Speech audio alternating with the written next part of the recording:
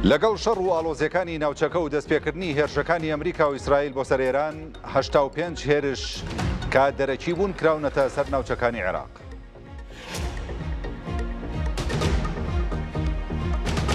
ڕابەری باڵای ئێران بۆ دووەم جار بەبێ دەرکەوتنی پەیامێکی بڵاو کردەوە.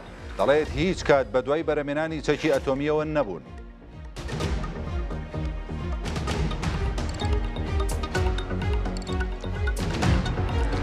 ئەمریکا ئۆپراسیۆنەکانی بۆ سەر گەڕووی هورمز شڕتر کردوێتەوە و پێچێت کەشتی جەنگی و یەکەیەکی هێزی دەریایی ڕەوانەی ناوچەکە بکات.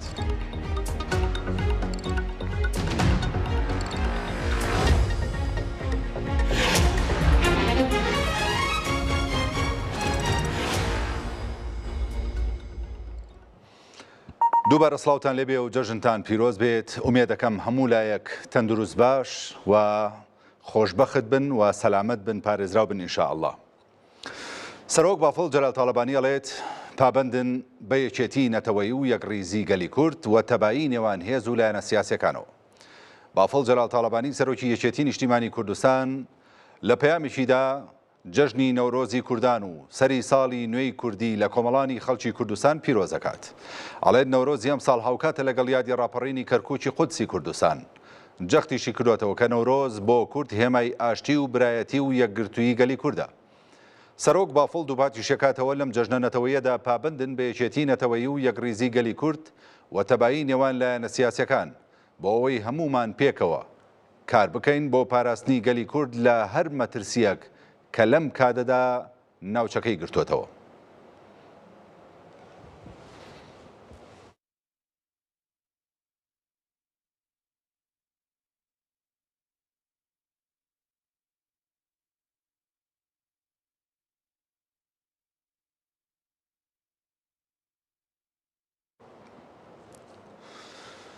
بڕیار بوو لە کەرکووک هیچ قەرەباڵغیەک بۆ کۆکردنەوەی یاخود بۆکردنەوەی ئاگری نەورۆز ڕێک نەخرێ. بەڵام هاوڵاتیانی شارەکە ڕێگەیان نەدا یادی نەورۆز و ڕاپەڕینی شارەکەیان بەبێ ئامادەبوونی ئەوان تێپەڕێت و لە قەرەباڵغێکی زۆرە ئاگری نەورۆز لەسەر قەڵای کەرکووک کرایەوە و یادی ڕاپەڕین و ڕێوڕەسمی جەژنی ڕەمەزانیش بەڕێوەچوو. ئیدارەی کەرکووک و لایەنە سیاسیەکانیش ئەم ساڵ پێکەوە یادەکەیان کردەوە، بەڵێنی بەردەوامی و یەکڕیزی و پێکەوە ژیانیاندا. نزیک بووینەوە لە کاتی کردنەوەی ئاگری نەورۆز. هاوڵاتیان یەکەیەکا بە شێوەی خۆڕسکانە هاتنە سەر قەڵای دێرینی کەرکووک.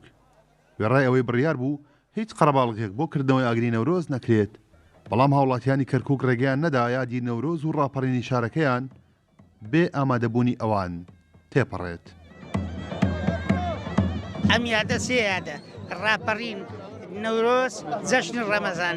پیرۆز بێ لە هەموو گەلی کوردستان. هەرچی هەبێ بەرامبەر بە تاکی کوردان ناتوانێت بۆستێ.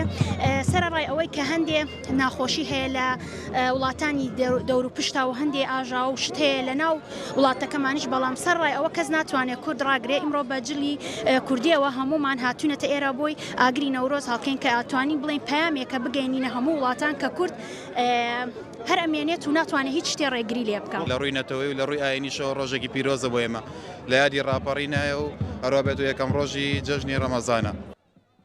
لێرەدا پەیامێکی گرنگ دووپات کرایەوە، پەیامی برایەتی و پێکەوەی. ئیدارەی کەرکووک و حزب و لایەنە سیاسیە کوردیەکان ئەم ساڵ پێکەوە یادەکەیان کردەوە، بەڵێنی بەردەوامی و یەکڕیزی و پێکەوە ژیانیان بە گوێی هەموواندادا. پەیامی ئەمە پێکەوە ژیانە، پەیامی ئەمە ئاشتیە، پەیامی ئەمە پێکەوە کارکردنە لە پێناو کەرکووک و کەرکووکیەکان. و ئەم جەژنەش پیرۆز بێت لە هەموو گەلانی عێراق و کوردستان و کورد بە تایبەتی کە ئەمڕۆکەش لە عینی کاتە جەژنی نەورۆزە. پیرۆزبایی ئەکەین لە تەواوی خەڵکی کوردستان، خەڵکی شاری کەرکووک بە تایبەت. و من بە ئومێدم ساڵی داهاتوومان ساڵێکی پڕخۆشی بێ و ئەو شەڕە نەگریستەی کە ئێستا دەستی پێکردووە لە کۆڵ ئەمی لە تەژ بێتەوە و ئینشاءڵڵا ئێمەش ئەوەنەی لە توانامانە بێ خزمەتی شاری کەرکووکەین. ئەمڕۆ سێ جێژنمان هەیە: هەم جێژنی ڕەمەزانە، هەم جێژنی نەورۆزە، هەم جێژنی ڕزگارکردنی کەرکووکە لە ساڵی 1991 کە احتیمال ئەم گەنجانە هیچی لە یادیان نەبێ کە ئەو ڕۆژە ڕۆژێک بوو لە مێژووی کوردان نووسراوەتەوە. هیوادارین بتوانین داهاتووی ئەو ڕاپەڕین و پرۆسی ئازادیە بە بەرهەم بهێنین بۆی بتوانین لە سایە ئەو ئاڵا و نەتەوەکەمانە بەحەسێنەوە ئینشاءڵڵا. ئەمساڵ یادی ڕاپەڕینی کەرکووک و نەورۆزی کوردان هاوکاتە لەگەڵ یەکەم ڕۆژی جەژنی ڕەمەزان بەمەش جەژنەکان لە کەرکووک بوون بە 3 جەژن. بوونی مەترسی جەنگ و موشک و درۆن نەبۆ ڕێگر لە بەردەمکردنەوەی ئاگر لەسەر قەڵای کەرکووک و بەشداری هاوڵاتیان. لێرەدا هاوڵاتیان پێکەوە لەسەر قەڵای شارەکەیان یادی ڕاپەڕین و جەژنی نەورۆز و جەژنی ڕەمەزانیان لە یەک کاتدا کردەوە. کارۆن محەممەد کورسان نیوز کەرکووک. 35 ساڵ لەمەوبەر لە درێژەی ڕاپەڕینی کۆمەڵانی خەڵکی کوردستانە لە 20 ئاداری ساڵی 1990 کەرکووک بۆ یەکەم جار لە مێژووە لەسەر دەستی هێزی پێشمەرگەی کوردستان بە پشتیوانی جەماوەر و بە پشتیوانی ڕێخستنەکان لە ژێر دەسەڵاتی حیزبی بەعەز ڕزگار کرا. ئەوەش بە گرنگترین و قورسترین قۆناغی ڕاپەڕینی خەڵکی کوردستان داهەنرێت.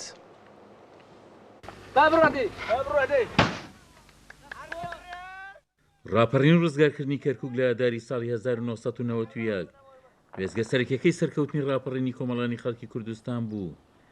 دەشت بە زەور و ستەمی داژیکەرانی کوردستان ئەندامێکی سەرکردایەتی یەکێتی هەڵوەستە لەسەر کاریگەریە و ڕاپەڕینە دەکات کە لە سای هێزی پێشمەرگە و بە پشتیوانی جەماوەری کوردستان لە کەرکووکیش ئەنجامدرا. کەرکووک بڵین کەوتە ژێر کۆنتترۆلی هێزی پێشمەرگە و جەماوەری کورد لە شاری کەرکووک. ئەمە خۆی لە خۆیان هەم لە ڕووی مێژووە بابەتێکی زۆر گرنگ بووە، هەم بۆ خۆشمان ئێمە وەکو کورد ینی گەورەترین سەروەریمان بوو بۆ مێژوو، گەورەترین دەستکەوت بوو بۆ میلەتەکەمان و گەورەترین خۆشیش بوو بۆ ناخی خۆمان، چکە ساڵانێکی زۆر بوو کورد لەم شارە قڕەکەرە دەرەکرا، سیاسەتی تعریب جێبەجێ ئەکرا. بۆیە ئەتوانرێ بڵێن ئەوەی کە مام دەیفەرموو تاجی سەری ڕاپەڕین بوو ڕزگارکردنی شاری کەرکووک و بۆ ئێمەش وەکو کورد مێژوویەکە هەمیشە لە هەموو کاتەکان شانازی پێوە ئەەکەین کە کورد بە تاقی تەنها توانی شارەکەی خۆی ڕزگار بکە و کۆنتترۆلی بکاتەوە. فەرماندەیەکی سەردەمی ڕاپەڕین وێڕای تاکیدکردن لەسەر پیرۆزیە ویادا لە ساڵ یادی ڕاپەڕیندا داوا دەکات کار بۆ باشکردنی دۆخ و گوزەرانی کۆمەڵانی خەڵکی کوردستان بکرێت و گرنگی زیاتریش بەکەی سیناوچە جێناکۆکان بدرێت. ئێستا دوو ئەرک لەسەر قیادەی سیاسی کوردە، ئەرکێکیان پێویستەکانی ئەمڕۆی ژیانی دابینکردنی خەڵک و ئەرکێکی تریش ئەوەیە کە لەگەڵ حکوومەتی ناوەند بە پێی دەستوری عێراق قەوڵ بدەین چارەسەری ئەو کێشانە بکەین و ئەو ناوچانەی کە بە پێی کەون لە چوارچەوەی مادەی ١40ەوە چارەسەر نەکراوە زیاتر کێشەکانی ئێمە لەگەڵ عێراقە تەنها موچە نیە، موچە حەقێکی شەرعی خەڵکی کوردستانەکە وەکو هەموو موچەخۆرێکی عێراق موچەی بۆ دابین بکرێت ئەگەر ململانێ ناتەندروستە سیاسیەکان لێ دەربکەین، بەڵام ئەگەر بێن بۆ چارەسەرکردنی کێشەی دووەم بێزگە لە پێویستی ژیان و خۆشگوزەرانی خەڵک دەبێت خاڵی ئەساسیمان ئەوە بێت کەوا مادەکانی دەستور وەکو خۆی جێبەجێ بکرێەوە بەدایبەت مادەی ١40. لە ڕاپەڕینی ساڵی 1990 کەرکووک بوو یەکەمین جار لە مێژوودا لە سەردەستی هێزی پێشمەرگە و بە پشتیوانی جەماوەر و ڕێخستنەکان ڕزگار کرا. بە ڕزگارکردنی کەرکووک ڕاپەڕینی ئازاری 91 خەڵکی کوردستان تاجی سەرکەوتنەکانی لەسەرنا. دەڕۆژ ڕزگاری کەرکووک لە ڕاپەڕینی ساڵی 1990 بەستەڵێکی دەیان ساڵ تعریبی لە کەرکووک تواندەوە و سەلماندی کەرکووک کوردستانیە و هەر بە کوردستانیش دەمێنێتەوە. عومەر غەریب، کورسات نیوز، کەرکووک. لە سلێمانی فیستیڤالێک بەڕێوە چوو بە ناوی ڕەمەزانی جارانی سلێمانی. ئەم فیستیڤالە فیستیڤالێکی خۆش و قەرەباڵغ بوو، هاوڵاتیان بە جۆش و خرۆشەوە ڕویان تێکرد. ئێستا پامنێرمان لەوەیە هێمن هەندێک زانیاری لە هێمن سڵاوت لێبێت، جەژنە پیرۆز بێت. مێ بزانم فیستیڤالەکە چەندێکی ماوە، کەی کۆتایی پێدێت، هەندێک زانیاریمان بەرێ سەبارەت بە فیستیڤالەکە.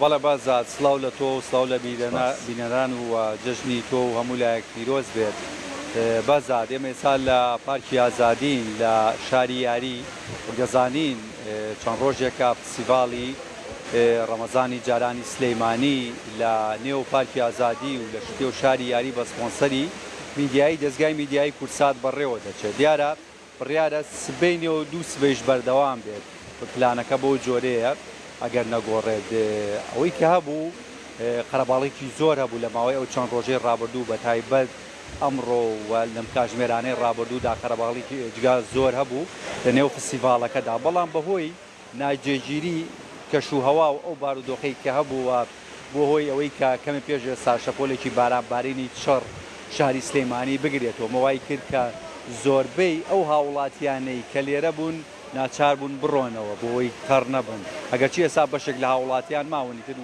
وردە وردە نمە شەر باران دەبارێ بەڵام فستیڤاڵەکە هەر بەردەوامە تاگە کەشوهەوا خۆش بێت سبەینێ و دوو سبەی شەر بەردەوامە گەری هێز هاوڵاتیان ئەگەر کەشەواکەی جێگیر بێ زیاتر ڕووکەنە ئێرە جامن گە بچمە لای چەند فرۆشیارێک لێرە بۆی قسەمان بۆ بکەن لەسەر فستیڤاڵەکە بە گشتی و بەشداریکردنیان لە نێو فستیڤاڵەکەدا و چالاکیەکانیان ئەگەر هاوکارم لەگەڵ ما بێت چکە ساوەک ئاماژەم پێکردنمە نمە هەر بارانە بارێ بەڵام هاوڵاتیان هەردێنە ئێرە بۆ ئەوەی لە نزیکەوە هەر بەشدار بن لە فستیڤاڵەکەدا ئەگەر چەند کەسێکیان قسەمان بۆ بکەن قوربانگیان سڵاوتان لێبێت ئەگەر کەسێکتان قسەمان بۆ خاتون سڵاو لێبێت بەڕێز ئەگە بێت ئێرە پێمان بڵێیت و بە چی شتێک بەشداریتان کردووە لە فستیڤاڵەکەدا ئەم خۆر بەڕێزەکەم پێشە مشتێ سڵاوتان لێ بە جژنی هەموو لە پیرۆز بێ شڵا خوا مبارێکێکا هەموو لە هەر لە جەژ نابن شیرینەکانی ئێمە هەر هەمووی میسریە بەڕێزەکەم سەبوو نمونە ئەمەمان هەیە هەر نمونەمانداناوە بۆ بەڕێزە کەسەمەرە خۆشەویستەکانمان ئەمە چیەکی براونیە کرێمە قاوەی بەلجیکێ و کۆکۆ پۆپسێکی تایبەتی خۆمانە ئەیگرینەوە پێ بڵێ قەرەباڵغ بوو زۆر کەشوهەواکە بووە هۆی ئەوەی خۆی لە چاو بارانەکە لەخوا بەزیابێ خەڵک شوێنەکەی بەدڵ بووە هاو ئیتر ئیشەڵا بزانین ئەم شەویش قەرەباڵغتر بێ بۆ سێ ڕۆژی جەژن تر تا سپاسانەکە بەڵێ بازات ئەمە وتە یەکێک لە بەشداربووان بووە گەر چێ ساوای تر بارانەکە وردە وردەوە دەستی پێ کردەوە نمە دەستی کردەوە بە بارانباری من بسمەلای کەسێکی دیکەشیان بەمەژ قسەمان بۆ بکە قوربانگیان سڵاو لێ بێت ئەمەی تۆ چایەیان چایە جیاوازە جەژنتان پیرۆز بێ بەخێر بێن یاخوا ئێمە وەکو چای کەرەک بەشداریمان کردووە لە فستیڤاڵی ڕەمەزانی جارانی سلێمانی ئەمە چای کەرەکە چایەکی بە ئەسڵ هەندیە باشە بەڵام لە وڵاتانی خلیج زیاترە خوڕێتەوە و تەڵەبی زیاتری لەسرە چایە شیری مەقەتەڕە شیری چڕکرا و لای خۆمانوای پێڵین بەهاراتێکی تایبەت بە خۆی تایە تێکەڵەیەەکە ئیتر زەعفەرانی تیا حێلی تیا دارچینی تیا و چایەکی سوودبەخشی شەر سوودی زۆر زۆرە نرخی چۆنەکانی باشە هاواتی بێ بۆ ماڵەوە بکرێت بە کیلۆ یاخود چۆن ڕاستی لە ئێستاە بە کیلۆ لامان بەردەست نییە بەزی شەڵا لە دوای فستیڤاڵەکە لە مدەیەکی نزیکە بەردەستە بێت و حاڵی حازر بەس بە حازری هەیە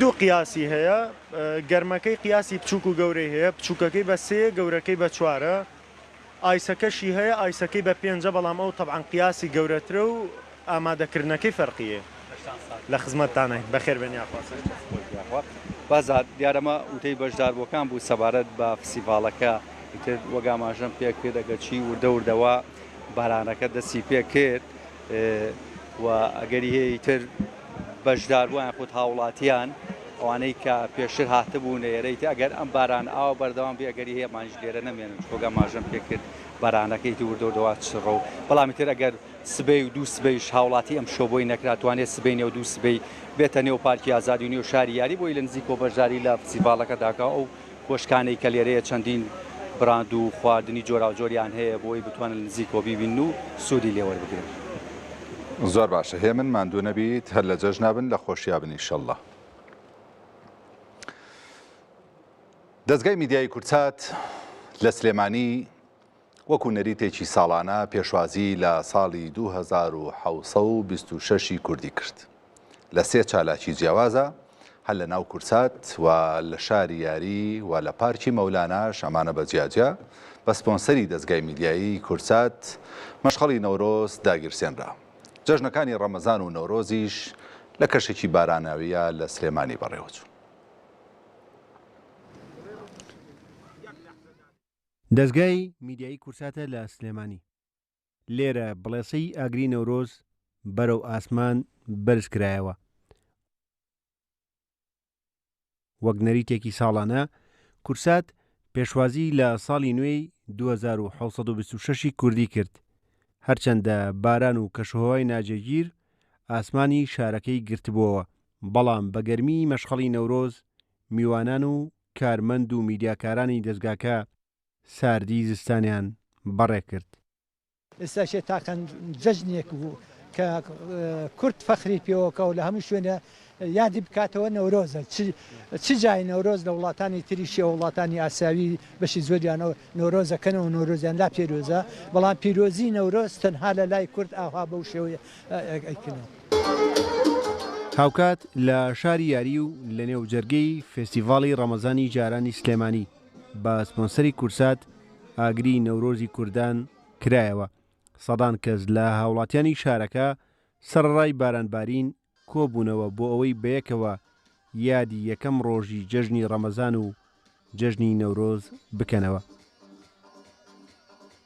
ئەم مەشخەڵی کوردایەتیە کە ئێستا ئاگری کوردایەتی پێبەرزەکەینەوە و ئاگرێکی جوانی نەورۆزەکەینەوە و جەژنێکی خۆشە بێمە ڕێوە ئینشەڵڵا. گرنگە لەم ڕۆژاجری کوردی لەبەرکەین بۆی کلتوری خۆمانە و بۆی کلتورەکەمان بە زیینوی بمێنێتەوە ناسنامەی ئێمە ئەجری کوردی. زۆر خۆشم بۆنێکی نەتەوەی یان بۆنێکی دینیە پیرۆزبایی هەردوو بۆنەکە لە تەواوی بینەران و هەر چوارپاشی کوردستانەکە. لەلایەکی دیکەوە لە پارکی مەولانای تەنیشت فامیلی مۆڵ بە سپۆنسەری دەستگای میدیایی کورسات مەشخەڵی نەورۆز داگیرسێنرا. هاوڵاتیانیش بە پۆشینی جلی کوردیەوە سەلماندیان کە کەشوهەوا هەر چۆنێک بێت یادە نەتەوەیەکان لە بیر ناکەن. بەبوونی جێژی نەورۆزەوانی پیرۆزبایی گەرمی لە گەلی کوردستانەکەم بە هیوای ئەوەی کە سەرکەوتنێکی یەکجارێکی بەدەست بێنێت چوار پارچەی کوردستان بێ بە یەک و هیوادارم ساڵێک بێ پڕ لە ئاشتی پڕ لە خۆشەویستی و پڕ لە سوخ و ئارامش بەتایبێت بۆ ڕۆژهەڵاتی خۆشەویست و نازار بێ. هیوادارم ئەم ڕۆژە ڕۆژێکی گەورە بوو گەلی کورد و یەکگرتووی کوردان بێت. بۆ هاتین لە مەراسمە شرکەتکەین و خۆشی و شایە و ملەتە بێنین و خۆمان خۆشی و شایە بکەین و پێمان خۆش بوو. ئەمە خەڵکی ڕۆژهەڵاتین هاتینە لێرە دانیشتینە. ئەم ساڵ هەرچەندە ناوەندە حکومیەکان یادی نەورۆزیان نەکردەوە، بەڵام تیمەکانیان وەک هەمیشە لە ئەرگدا بوون بۆ پاراستنی سەر و ماڵی هاوڵاتیان. زیاتر لە 100 ساڵە لەم شارەدا یادی جەژنی نەورۆز دەکرێتەوە و تا کوردێکیش مابێت ئاگری مەشخەڵی نەورۆز لە سلێمانی و هەموو پارچەکانی تری کوردستاندا بەردەوامە بێت. ڕێبازیوە کورسات نیوز سلێمانی. لە هەولێر هاوڵاتیان لە کەشێکی ئارامدا یەکەم ڕۆژی جەژنی ڕەمەزانیان بەڕێ کرد. مامۆسایانی ئاینی و هاوڵاتیانیش جگەل لە پەیامە ئاینی و کۆمەڵایەتیەکان داواکەن کورد نێوماڵی خۆی یەک بخات و بەرژەوەندیە حیزبیەکان وەلاوە بنرێن و ئەوەی خزمەتی دانیشتوانی هەرێمی کوردستان بکرێت.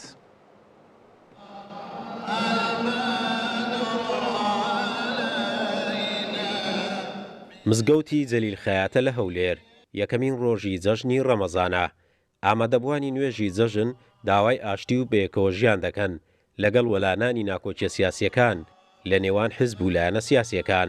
ئەمڕۆ ڕۆژی یەکڕیزیە، ئەمڕۆ ڕۆژی لادانی بەرژەوەندیە تەسکی تایبەتیەکانە بەرەو بەرژەوەندی گشتی لادانی ناکۆچیەکانمانە بەرەو ئامانجی گەورەی میلەتەکەمان بەرەو یەکبوون و بەرەو یەکڕیزی بەرەو چاکردنەوە و ڕێکخستنەوەی نێوماڵی خۆمان. بەڕێزان ئەمڕۆ لە ناوچەکە و لە هەموو دنیادا شتێک هەیەکەوە ئیسپات کرایە و ڕاستیەکە ئەمە حەقیقەتێکە ئەویش ئەوەیە هەر بیلەتێک هەر لایەنێک هەر حکوومەتێک هەر گەلێک ئەگەر بەهێز نەبێ ئەوە خوراوە. ئینشاءالله ئەو جژنێ بتەگێت جژن خێر و خوشی و کۆتایی ئەو نەخوشەکان و ئەو وەزعەکان ئینشاءالله ئەو جژن ئینشاءالله خێر و بەرەکەت لە بۆ هەرێمی کوردستان و گەلی کوردستان و هەموو پێشمەرگەکانی قەهرەمان و ئەو پێشمەرگەکان و ئەوانە هێزەکانی ئەمنی کە ئەمە پاراستین و هەر پیاوەکی چاک و باش لە وەزعی ئینشاڵە دەپارێزی ئەمە لەخوا دەخوازین ئینشاڵە ئەو وەزعی دەرباز دەبین. هەموو مسلمانانی جیان و بەتایبەتی مسلمانانی کوردستان پیرۆز بێتین ئینشاڵڵا ئەو جەژنە بتەمای خۆش و شادی و سەرفرازی لە بە هەموو گەلی کورد و لە بە هەموو مسلمانانی کوردستانیش. ئێرەش کوچە و کۆڵانی گەڕەکەکانی شاری هەولێرە سەردان و بەسەرکردنەوەی هاوڵاتیان بۆ لای یەکتری هەر بە گەرم و گوڕی ماوەتەوە وەک نەریتێشی ئاینی و پەیوەندیە کۆمەڵایەتیەکان. شەنسی کورد لەم مانگە هەم دەتوانین برێن دوو ڕوانگەی هەیە، هەم ڕوانگەی ئازادیان هەم ڕوانگەی بەدیهێنانی ئاواتەکانی. لێرەدا ئێمە وەکو دانیشتوانی گەڕەکی کوردستان کلتور و دابوو نەریتەکانی کوردەواری خۆمان لە دەست نەدا لە بۆنەی جەژنەکاندا. دیارە لە دوای نوێژی جەژن سەرتاپا گەڕەکە ماڵ بە ماڵ جەژنە پیرۆزە دەکەین لەگەی یەک. هاوڵاتیانی هەولێر جەژنی ڕەمەزانی ئەم ساڵ لە نێو کۆمەڵێک کێشە و قەیران بەڕێ دەکەن، بەتایبەت ئەو هێرشە درۆنی و موشەکیانەی کە ڕۆژانە دەکرێتە سەر ئەو شارە. قارەمان جەوهەر، کورسات نیوز، هەولێر. یەکەم ڕۆژی جەژنی ڕەمەزان لە سلێمانی بەڕێوەچوو لە تەواوی مزگەوتەکانیش نوێژی جەژن کرا و هەمووان جەژنە پیرۆزە و گەردنازاییان لە یەکتری کرد. لە ماڵی بە ساڵاتچوانی سلێمانی جەژن جیاواز بوو. چەندین چالاکی لەم جەژنەیە ئەنجام دران. با پێکەوە بینەریبین.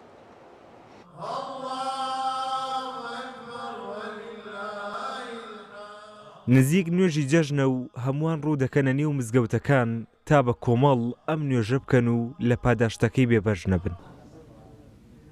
مزگەوتی گەورەی سەرچنارە و دکتۆرەڤاڵ پارێزگاری سلێمانی لێرەیە لەگەڵ هەموواندا نوێژی جەژن دەکات و دواتریش جەژنە پیرۆزە لە یەکدی دەکەن.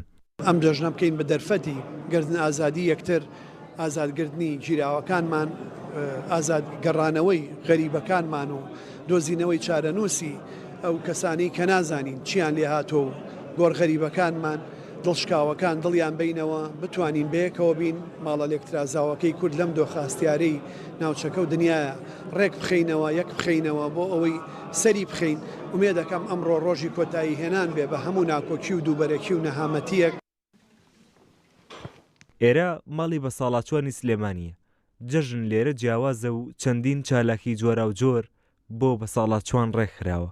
ئێمە بەردەوام هەموو جەژنەکان لێرەین ئامادەکاریان بۆ دەکەین جیاواز لە هەوڵە دەین لە هەر مناسبێک بۆ مناسبێشتر یان لە هەر بۆنێک بۆ بۆنێشتر جیاوازیەک هەبێ بۆی کە بە ساڵاتچوان بێتاقەت نەبن وا هەستکەن کە لە ناو ماڵ و کەسوکاری خۆیاندان. دوای ئەو شەپۆ لە بارانبارینەی ڕووی کردە سلێمانی هەمووان لە ماڵەکانیان هاتنە دەرەوە و گەڕک بە گەڕک و کۆڵان بە کۆڵان هاوشێوەی ساڵانی ڕابردوو دەگەڕێن و جەژنە پیرۆزە لە یەکتر دەکەن. ئیتر بارانەکە نەختی باش بووە هاتوو چۆکەن ئەچن بۆ ماڵان سەردانی دراوسێ و کەسوکارانەکەن.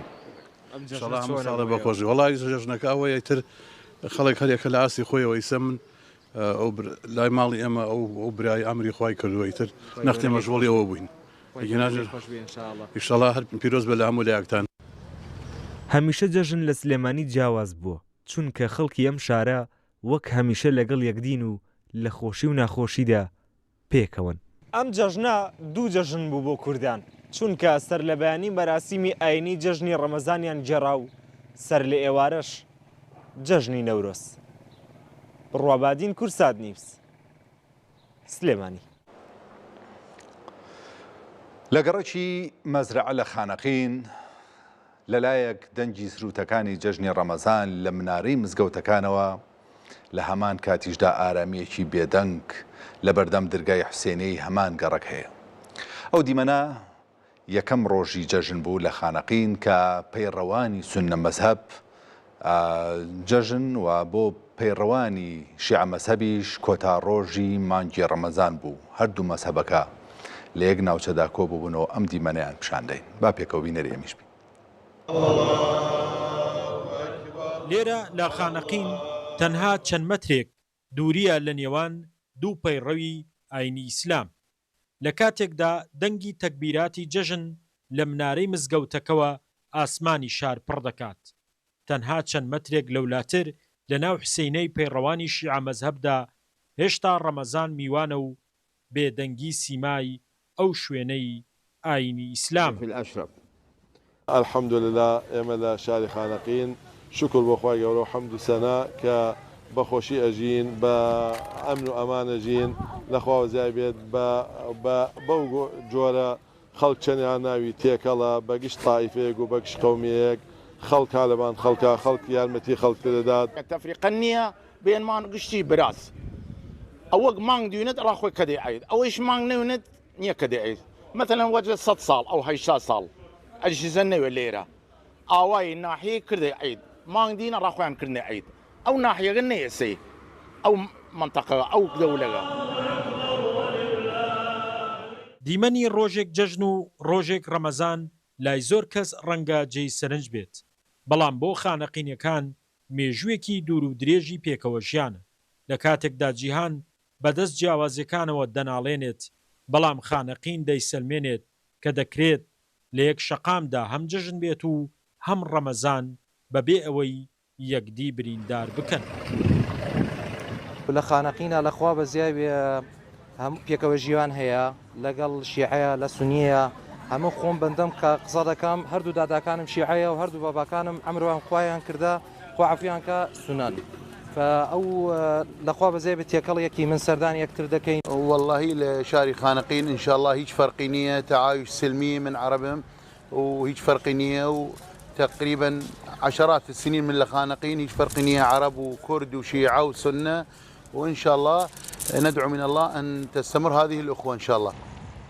ئاینی خۆشەویستی و ڕێزگرتن لێرە لە خانەقین گەورەترین جەژنە، دیوار بە دیواری یەکتر نزا و تەکبیراتەکانیان تێکەڵ دەبن بۆ ئەوەی پەیامێک بۆ هەمووان بنێرن کە مرۆڤایەتی لە سەروی هەموو کاتژمێر و ڕۆژمێرەکانەوەی. شاخوان محەممەد، کورسات نیوز، خانەقین.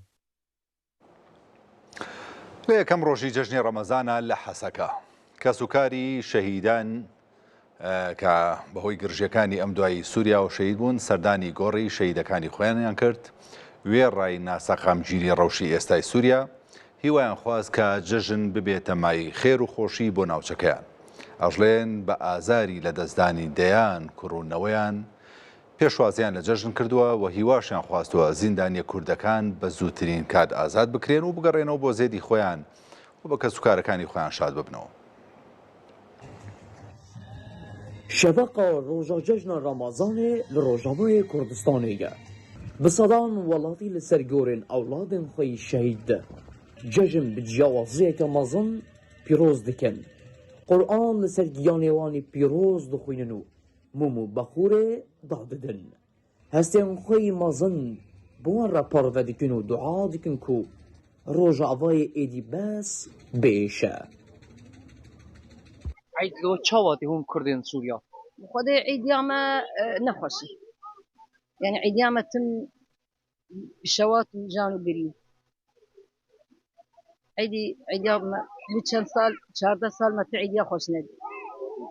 ايوه باشا بشتي اوقاس ايش وهنا ايش ها هون شو دخازم كو ببج بو كردان سوريا ده ودي امش دوازن امجي وقت دولة طابزون وقت عالمي بحق ما حق ببي ام دوازن اب شواطاغ ما حفظ لي ما ذاك بي شواتي جبيل بكين ملاتي كرد لسوريا دلي وي ججنار هيا نو والله حر انسان اللي دجنار هي ما انسان هي مرة شي انسان بدجني دوازن بس تا دلي مرتم شوات دي وقرتيه ما حفصه دبن وشهيديه ما هبن كاي شوات دجن خوشوي دجنا رمضاني حمو قلي مسلمان وجيهاني ابيروزكن وبدجنك اشتي شبو حمو قلا بربيه كي اميرو هاتن جيرو متي جي شهيدا ام دخوازن شخوا شهيجي شبو يكتيا كرداي ام دخوازن يكتيا كردا بخير هذيك كدا فان شهيدا تمو دايب هدو بقرن شخوا ام ذي دربي حسيان دروجاباي كردستاني دي جو كرد قشبون يك دحضورانا مران خودين كدا صافو بيروز كوبو ولات شهيد بونا لاوين اسير شربان ولات انجلك مالباطان کوهین دورن دبینن زاریان خوشی و داخواز دکن کوان آزاد ببینن کیفا وان نتمام قلس و دبینن کو روژ آوای ای سال جی برین داره شخيرا روجا جشنية بسريدة أم في روجا بيروز حمام مسلمان أم بيروز دكر شخا موك مالبات الشهيدة إيروجي أم هاتن غورستاني والتبينة ملكفاي الغورستاني هاتن سر غوري شهيدة خا أم هم أم وابيرتين هم جي وكبيجين دايت باف كزبل هاتن سر غوري ورا قرآن كيف فاتحة كل سر وانا بخوينا فازن مالبات مي قوتي وان غالي ما أسيرن ناب دستي حكومة السعودية بخير وسلامتي بين ناب أهل إخوة وأم توازن نوروزا به إن شاء الله وعيديا به وججني بين سركبتي بجبونا ملتي كرد وما في ملتي كرد بكيوان شر گلک گوهارتن دا عادت و کلتورا ججنان لبی والافی پیکانی نهشت کو إلم گل به ایش و فکار افروجم پیروز در باس بکن لولاتك كوخين وحيصير من الدريا تحركه ودباره ولاتين وي ججنان بدلك تجي ايش وكسر وبندواري بيشواز دكينو اخر ضاوي بشتي اوقس هيمك بيروز وكذا كمازن دخازوان كل ولاتك بايش باشتي وازادي بجين مهند ابراهيم كرسات نيوز غورستان الشهيدان دربسي دانیشتوانی ڕۆژاوای کوردستان ڕێوڕسمەکانی یەکەم ڕۆژی جەژنی ڕەمەزانیان بەڕێ کرد. نزای سەقامگیری و پارێزراویان بۆ وڵاتەکەشیان کرد. ئەم جەژنە بەهۆی ئەو ڕەوشە سەختەی کە بەسەر ڕۆژاوای کوردستانە تێپەڕی خەڵکی ناوچەکە نیگەرانن زۆرێک لە ماڵەکان شەیدیان هەیە. هیوا خوازن جەژنی داهاتوو جەژنی ئاشتی و سەقامگیری بێ بۆیان.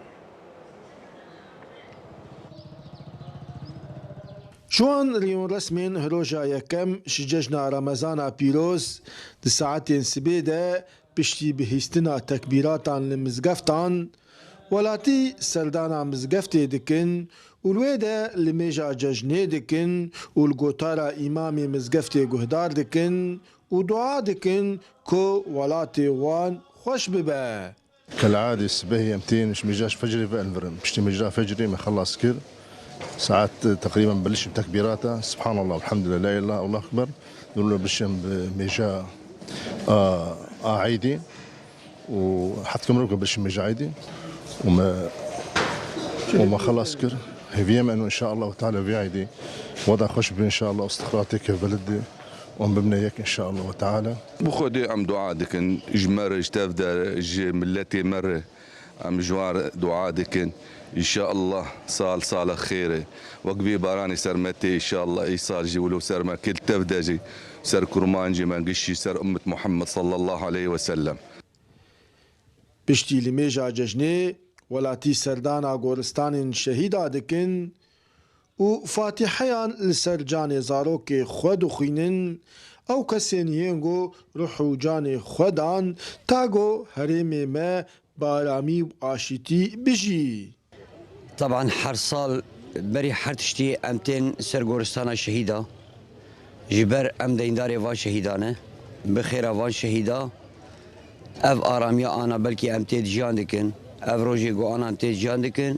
بخير وتعب وكداوان انساني هاني يجي هيفيه ما تم ومعنويات ومورال ما بوان شهيدي منه ايجو دي هلا ام برخو بدن الشهيدين وكفنا شوبيا كي جدامي ديروكي دي سيري الصباح عيدي دي ملت هقبه شغي شيطنا بونجي زيارتا مازال غوري مديا خد كرن وهفدود الويدة كي هفدود ديتن ججنا هفدود موجود ببيروز كرن او اماناجي بردوام كرناوي دما هاني جابرانجا كي دم اگر وی شغي مريكي شخصا کی وفات کربو به امر خودی لویده که کسن گو جان خفیدا کرن اجبونا گو ام د آرامیه ده ام د جکولتی خلاص بن دوی سالی ده خلکن دوری هنکی دلسارن د پیشوازی کرنا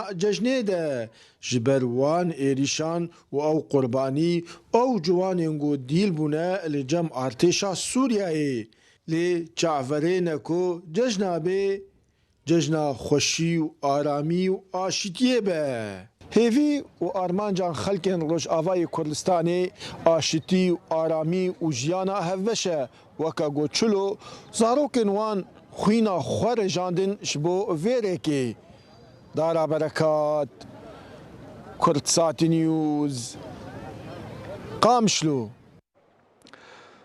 لە سەرەتای دەستپێکردنی شەڕی ئەمریکا و ئیسرائیلەوە لەگەڵ ئێران تا ئێستا 300 هێرشی درۆنی بۆ سەر هەولێر ئەنجام درراوە. ئومێد خۆشنا و پارێزگاری هەولێر لە کۆنفرانسێکی ڕۆژنامەوانیدا ڕایگەیاند لەگەڵ ئەوەی لە ماوەی ڕابردوودا هێرشەکان بۆ هەولێر زۆر بوون، بەڵام زیانەکان کەم بوون و لە سەرەتای دەستپێکردنی شەڕیشەوە تا ئێستا 300 هێرشی درۆنی بۆ سەر هەولێر ئەنجام درراوە. وتیشی پێویستە حکومەتی عێراق ڕێوشوێنی توند بەرامبەر بە ئەو گروپانە بگرێتە بەر کە هێرشەکەنە سەر هەرێمی کوردستان. هەرێمی کوردستان لە ماوەی چەند ڕۆژی ڕابردوو لە دەستپێکردنی ئەو شەڕەی کە بە هیچ جۆرێک پەیوەندی بە ئێمەوە نییە چەندین هێرشی ناڕەوای کراوەتە سەر. جارێکی دیکە هەرێمی کوردستان تاکید لەسەرەوە دەکەینەوە کە ئێمە بەشێک نینە لەو چێشۆ ململانەیە، بەشێکین لە بەرەی ئارامی و داواکردنی ئارامی لە بۆ ناوچەکە. ئەو هێرشانێکە کراوەتە سەر هەرێمی کوردستان ناڕەوایە بێ مبەڕێڕاتە و زۆڵمێکە لە هەرێمی کوردستان دەکرێتن و هەولێری ژەناویدا وەکو پایتەخت کە زۆرترین هێرشی کراوەتە سەر نزیک بە 300 هێرش لەسەر سنووری پارێزگای هەولێر هەبووە. هەر پارێزگاری هەولێر لە کۆنفرانسێکی ڕۆژنامەوانی ترا لەبارەی کەمبوونەوەی کارەبای نیشتیمانی و بەرزبوونەوەی نرخی غاز وتی کەمبوونەوەی بەرەمێنانی غاز وای کردووە کە نرخی غاز واتە غازی بازرگانی بەرز ببێتەوە و کاریگەری لەسەر دابینکردنی بەشە غازی هاوڵاتیان دروست کردووە. وتیشی مۆلیدەکان هاوکار و هەمانگی حکومەت بوون و لە مانگی ڕەمەزان و تا کێشەی کارەبا ئاساییە بێتەوە مۆلیدەکان کارەبا بە هاوڵاتیان ئەدەن. مانگی پیرۆزی ڕەمەزان خشتەیەکمان دیاری کرد تا ڕادەیەکی زۆر پابندبوونی پێوە هەبوو، دوای ئەوە گۆڕانکاری بەسەرداهات لە ئێستاکەوە لە بڕەوە لە کاتژمێر 8 بەیانی هەتا 1 شەو مۆلیدەکان ملزەمن لەوەی کە کارەبا لە کاتی نەبوونی کارەبای نیشتیمانی لە بۆ هاوڵاتیان دابین بکەن. بابەتی غاز یەکێکی دیکە لە لێکەوتەختەکانە ئەو غازەی لە بازار هەیە بە ڕێزانەوە غازی تیجاریە. ئێمە هەوڵماندایە سەیتەراتی خۆمان کردوتەوە، بازگەکانمان کردوتەوە کە هەر کەسێک ئەو بازرگانیە بکاتن لەوەی کە بتوانی بازارڕە تیجاریەکەش کۆنتترۆل بکرێتن و چەندین کۆمپانیاش ڕەزامەندیان لە بۆ کراوە وەکە بە غازی پاڵپشتیکراویشەیە کە لەلایەن حکوومەتەوە دابین دەکرێتن. لە سەرەتای شەڕ و ئاڵۆزیەکانی ناوچەکە و دەستپێکردنی هێرشەکانی ئەمریکا و ئیسرائیلەوە بۆ سەر ئێران 85 هێرشی دەرەکی کراوەتە سەر عێراق. ڕوانگەی عێراق بۆ مافەکانی مرۆڤ لە ڕاگەیەنراوێکی دامەژەی بۆ کردووە بەردەوامی جەنگ کاریگەری ڕاستەوخۆی لەسەر عێراق دروست کردووە. هەر لە سەرەتای دەستپێکردنی جەنگی ئەمریکا و ئیسرائیلی شەوە لە دژی ئێران لە 28 شوباتەوە تا 18 ئادار 85 هێرشی دەرەکی کراوەتە سەر ناوچە جیاجەکانی عێراق. ڕاشی گاندۆ بەهۆی هێرشەکان و بۆ سەر عێراق 62 کەس کوژراون زیاتر لە 110 کەسی تریش بریندار بوون. ئەژڵێت پارێزگای ئەنبار بە تایبەتیش لە قایم و عکاشات بەهۆی هێرشەکانەوە زۆرترین ژمارەی کوژرا و تۆمارکراوە کە 31 کوژرا و 20 بریندار لە ئەنجامی 19 هێرشی ئاسمانی تۆمارکراوە.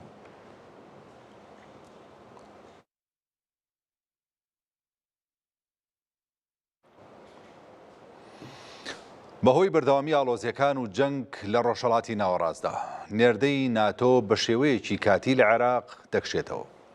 لە پرسراوێک لە فەرماندەیی ئۆپراسیۆنە هاوبەشەکانی عێراق بە ئاژانسی فرانس پرێسی ڕاگەیاندووە نێردەی ناتۆ بنکەی یۆنیۆن سێ لە بەغداد جێدەهێڵێت و تەنها ژمارەیەکی زۆر کەمیان ماون.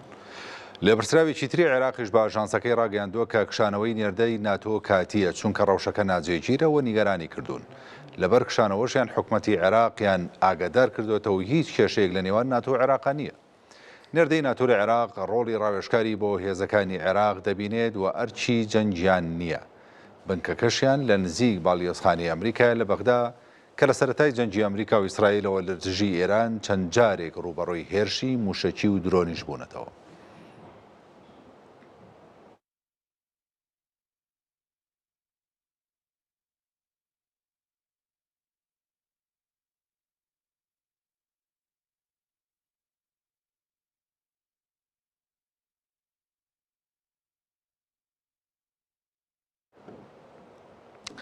ڕابەری باڵای ئێران بۆ دووەم جار بەبێ دەرکەوتنی خۆی پەیامێکی بڵاو کردەوە. ئەڵێت هیچ کات بە دوای بەرهەمێنانی چەکی ئەتۆمیەوە نەبوون.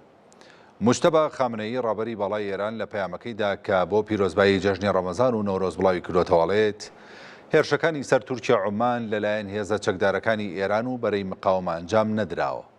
ڕەنگە ئیسرائیل لەو هێرشانەی ئەنجام دابێت و ئێرانی پێتۆمەتبار بکات. ئەویش بە مەبەستی دروستکردنی گرژی و ئاڵۆزی لە نێوان وڵاتانی ئیسلامیە. جەختیشی کردەوە کە نایەنەوێت دژی وڵاتانی ئیسلامی بچنە جەنگەوە. پێشتریش ڕابەری باڵای ئێران لە نامەیەکیدا بۆ مەسعود پزیشکان سەرۆکۆماری ئەو وڵاتە داوای کردبوو ئەو کەسانی کە دوژمنی ئێرانن نابێت ڕێگان پێ بدرێت لە ناو و دەرەوەی ئێران بە سەقامگیری و ئاشتی بژین و پێویستە تۆڵەی کوژرانی سەرکردەکانیان بە توندترین شێوە لێ بکرێتەوە.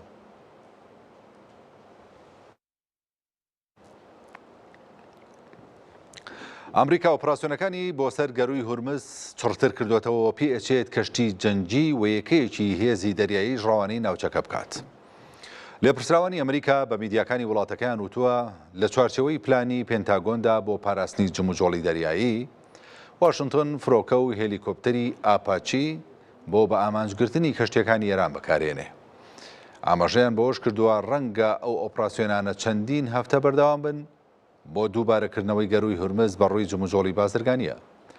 ڕۆژنامەی وۆڵستریت جۆرناڵیش بڵاوی کردوێتەوە کە پلانی ئەمریکا بۆکردنەوەی گەروی هورمز هەنگاو بە هەنگاوە بێت.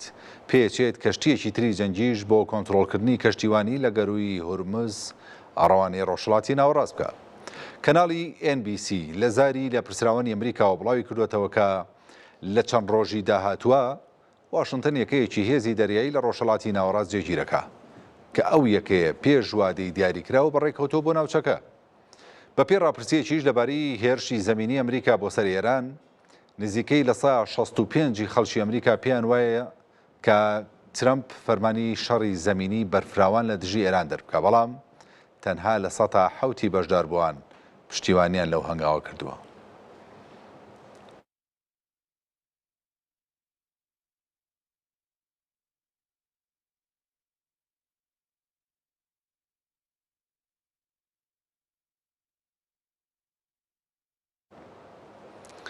هەروەک ئاماژەمان پێکرد کە بە بۆنەی جەژنی نەورۆزەوە لە زۆربەی ناوچەکانی هەرێمی کوردستان و عێراق و لە دەرەوەی عێراقیش لە ڕۆژاوا و لە باکوور ئەم یادە بەرز ڕاگیراوە و چەندین چالاکی جۆراوجۆری بۆ ڕێکخراوە لە قامیشلۆ یادی نەورۆز بەرز ڕاگیراوە و چالاکی تێدا ئەنجام دراوە. کوردانی ڕۆژاوا سەرڕای سەرجەم نەهامەتەکانی ژیانی خۆیان وەک ئەبینین بە جۆش و خرۆشێکی زۆرەوە یادی نەورۆزەکەنەوە ئاگریان کردوێتەوە بڵێسێ ئاگر بەرز بووەتەوە لە چواردەوری هەڵەپەڕن و دڵیان خۆشە دڵخۆشیەکەیان بۆ یەکگرتووی کورد و بۆ سەرکەوتنەکانی کورد لە ناوچەکەدایە و داوا ئەکەن و تەمەنای ئەوەشەکەن کە گیراوەکانیان ئازاد بکرێت و ڕۆحی شەیدەکانیان شاد بکرێت بەوەی کە ئامانجەکانیان نەفەوتێەوە ئامانجەکانیان پارێزگاری لێ بکرێت ئەوەی کە بەدەست هاتووە و بەدی هاتووە ئەوەشی کە بەدی نهاتووە ئامانجەکانیان بەدی بێت و پارێزگاری لێ بکرێت لە چوارچێوەی سووریایەکی دیموکراتە کەم مافی کورتیدا پارێزراو بێ. ئەمەی کە دەیبینین لەسەر شاشەی کورسان نیوز ئەمە دیمەنی ئەو ئاهەنگ و خۆشیەی قامیشلۆیە کە هاوڵاتیان بەڕاستی کەشێکی زۆر خۆشیان خۆڵقاندووە و هەڵەپەڕن بۆ یادی نەورۆز با پێکەوە هەر گوێمان لە دەنگە سروشتەکەی خۆی بێ.